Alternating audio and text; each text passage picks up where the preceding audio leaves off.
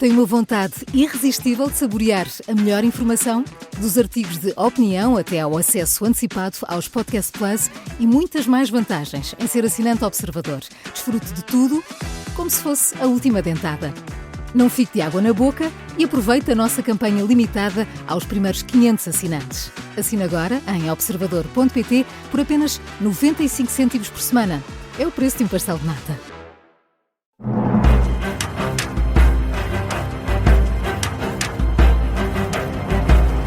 Está no ar a conferência de imprensa das manhãs 360. É sempre por volta desta hora que destacamos artigos, histórias da imprensa nacional ou internacional. Bruno?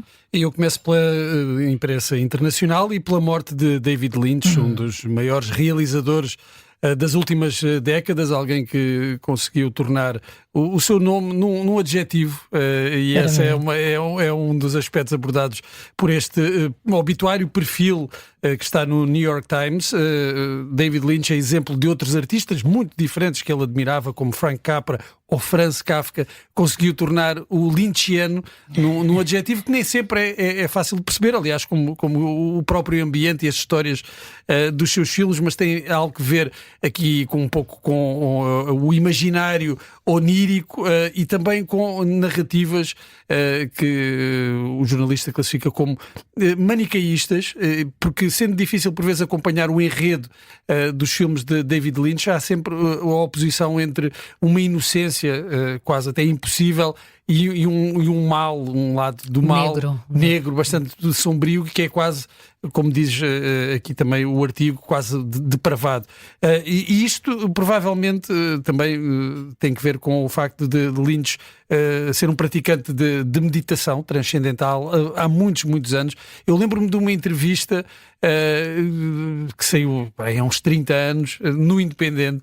Lembro-me de ler isto, que o David Lynch dizia que não queria fazer psicanálise, porque se algum dia fizesse psicanálise, deixaria de fazer filmes, deixaria de ter alguma coisa. Esgotava. Então optava pela meditação.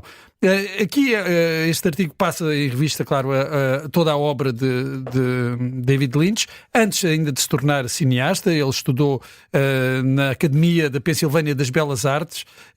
Era um pintor, era pintor, essa foi a sua primeira vocação, mas depois conseguiu uma bolsa de estudos para estudar cinema e no final da década de 70 conseguiu fazer o seu primeiro filme, um filme que acabou por se tornar de culto, o Eraserhead, de 1977. Estranhíssimo esse filme. Mais estranho ainda do que a maioria dos filmes dele, e é incrível por ser logo o primeiro filme e tão experimental, mas valeu-lhe o convite de Mel Brooks para ser o realizador de O Homem-Elefante, um filme mais clássico, com uma fotografia a preto e branco belíssima, e que foi um grande sucesso e teve várias nomeações para os Oscars. Depois disso veio aquele que foi o grande fracasso da carreira de David Lynch, o Dune, que foi um filme também que um bocadinho acabou por ser ali com ter demasiadas interferências do produtor, o Dino De Laurentiis, que não sabia também muito bem o que é que queria, nem o que é que poderia esperar do realizador, David Lynch. As opiniões continuam a dividir-se, mesmo em relação às novas versões de Dune, realizado por Denis Villeneuve. Há quem diga que o de Lynch, apesar de todos os problemas, continua a ser melhor, continua a ser uma visão mais pessoal do romance de Frank Herbert. E voltou aos filmes mais pessoais, David Lynch, com o Blue Velvet. Aí já um clássico absoluto dos anos 80 e também da filmografia de David Lynch, que depois prosseguiu com Um Coração Selvagem. Devo confessar que o meu coração balança entre Um Coração Selvagem e o Mulholland Drive, que foi um filme do início dos anos 2000 e que para muitos é considerado a obra-prima de David Lynch.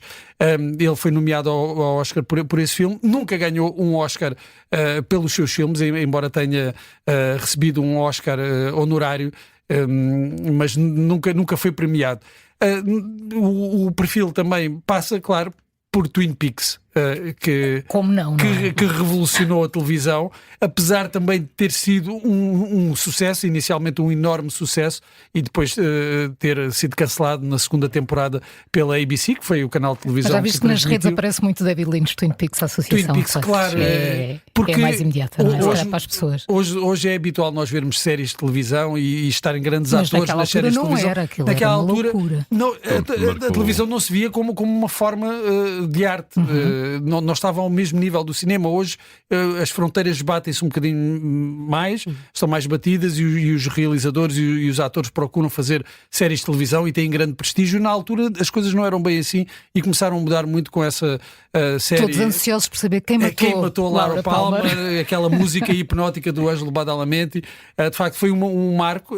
Houve mais, mas o último filme de David Lynch, de facto, é já de 2007, o Inland Empire, e que é talvez dos mais difíceis de seguir, de acompanhar.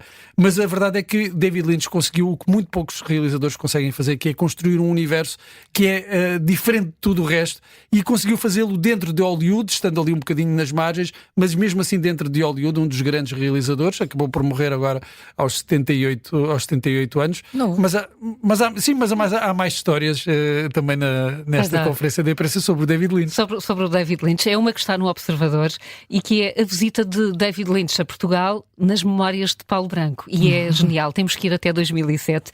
O produtor português estava a organizar a primeira edição do Festival de Cinema do Estoril e queria homenagear 2 realizadores. Pedro Almodóvar, o critério era o mais moderno do cinema tradicional, e depois David Lynch, o critério, o que usava a linguagem cinematográfica da maneira mais surpreendente. O Bruno disse quase tudo sobre isto, mas a ideia era trazê-lo a Portugal. A equipa de David Lynch avisou Paulo Branco que isso seria praticamente impossível.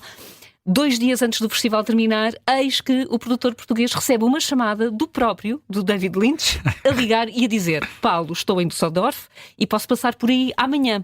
Aproveito para inaugurar um espaço da minha Fundação de Meditação Transcendental.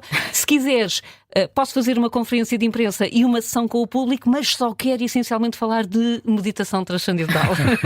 O Bruno já explicou que desde o início da década de 70 que Lynch se dedicava, aderiu a esta prática, criou uma fundação com uma série de projetos em vários países precisamente sobre a meditação transcendental, e esta era uma das grandes motivações para vir a Portugal nesse ano, inaugurar um terreno para inaugurar atividade nessa área da fundação. O primeiro problema, só havia voos low cost diretos de Düsseldorf para Lisboa, mas ele aceitou logo. Continua a contar o Paulo Branco. Fomos buscá-lo ao aeroporto, fizemos a conferência de imprensa, fizemos uma sessão extraordinária no Centro de Congressos do Estoril, em que queríamos era falar de cinema, claro. Fomos a correr, estava a chover, fomos à procura do tal terreno em São Domingos de Rana, Concelho de Cascais, onde ele ia espetar uma bandeira portuguesa. É assim que Paulo Branco conta. Ele pediu-me para lá ter um conjunto a tocar o hino nacional, e diz Paulo Branco, isto era uma coisa absolutamente surrealista, porque andávamos à chuva, parecia uma daquelas comédias italianas. Lá encontramos um espaço pequeno entre 2 prédios, um terreno vago, onde ele espeta a bandeira e começa um discurso completamente pacifista, ao mesmo tempo que o hino nacional cantava às armas. E diz Paulo Branco, foi completamente surrealista, a história é muito divertida. Ele depois foi devolvido rapidamente para o Porto de Lisboa, para Los Angeles, e a curta passagem por Portugal é delicioso. Muito giro, está no Observador, não é? Vamos a isso ainda? Temos tempo para mais uma? Sim, agora falar de piolhagem. É que é mesmo isso, não é? Vamos falar de piolhos. De cinema? Não é de cinema. Não é o cinema piolho, exatamente. Não, piolhos mesmo. Uma história que veio ao meu país. Piolhos à séria. Quem é que já começa a ficar com comichão, não é? Toda a gente fala-se de piolhos, não é? Eu já não tenho filhos em idade desta praga lá em casa. Pensei que ias dizer, eu já não tenho piolhos. Já não tens piolhos? Ainda tens. Ainda podem apanhar, é verdade. Ainda podem apanhar a piolhagem. Pois, mas olha, fiquem a saber que isto é uma relação antiga, não é? O ser humano e o piolho evoluíram juntos durante tantos milénios que o primeiro, o hospedeiro, acabou por emprestar até o seu nome ao parasita, porque cientificamente o piolho chama-se pedículos humanos. E portanto, exatamente. Pezinhos humanos. Dava a ideia de que o piolho não sobrevive a não ser noutra espécie, como hospedeiro, a não ser nos humanos.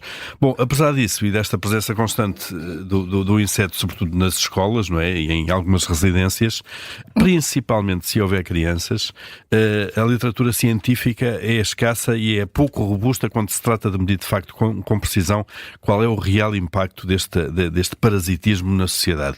E foi isso que fez uma equipa de especialistas em Espanha, estiveram a ver o que há de literatura internacional, não há nada de muito consistente, foram eles para o terreno e então validaram estes dados cientificamente e chegaram à conclusão que este é um problema de facto que afeta milhões de famílias todos os anos, não apenas em Espanha, como sabemos, não é? Em todo lado, e os primeiros resultados revelam que 30% das crianças estudadas, alunos, estudantes entre os 6 e os 7 anos, na região de Valência, sofreu pelo menos uma infestação durante o último ano. 30%. Só 30%. Eu acho pouco. Carla, credo. Pela minha experiência. Era mais comum. Era mais comum. 2, 3 vezes por ano. Eles aproveitam para desfazer alguns mitos, não é? Há diversas características que facilitam, dizem eles, a infestação em algumas pessoas, embora todas estejam relacionadas com um fator-chave que é o contacto direto de cabelo com cabelo. Primeiro, o mito, os piolhos não saltam, não têm um terceiro par de patas traseiras muito desenvolvido como as pulgas, que lhe permitem às pulgas saltar, nada disso.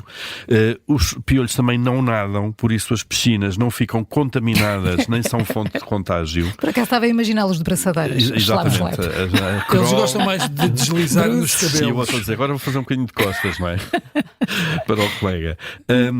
Por fim, o que mais prejudica, porque de facto há pessoas com vergonha de dizer que têm, ou elas próprias, ou os filhos têm piolhos, é a questão da higiene, porque não importa se lavamos muito ou pouco a cabeça, podemos apanhar piolhos na mesma. Portanto, podemos dizer que temos piolhos sem que as pessoas fiquem a pensar tu não lavas a cabeça há 3 meses. E quanto mais tempo se demorar a avisar, pior é, porque a possibilidade de transmissão é maior.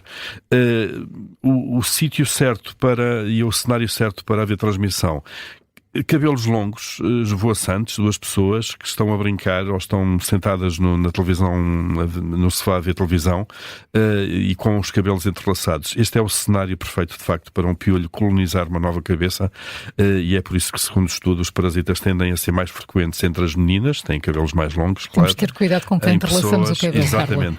Em pessoas com mais pessoas e onde já houve esta infestação anterior. Além disso, como em tantos problemas de saúde, a educação dos pais influencia, pois está relacionada aqui não a questão da educação, mas a questão da melhor posição socioeconómica, casas maiores, portanto pessoas com menos contacto físico se quiserem, e menos sobrelotadas e mais tempo e meios para cuidar. Portanto, tudo o que querem saber e tinham vergonha de perguntar sobre piolhos está no meu país.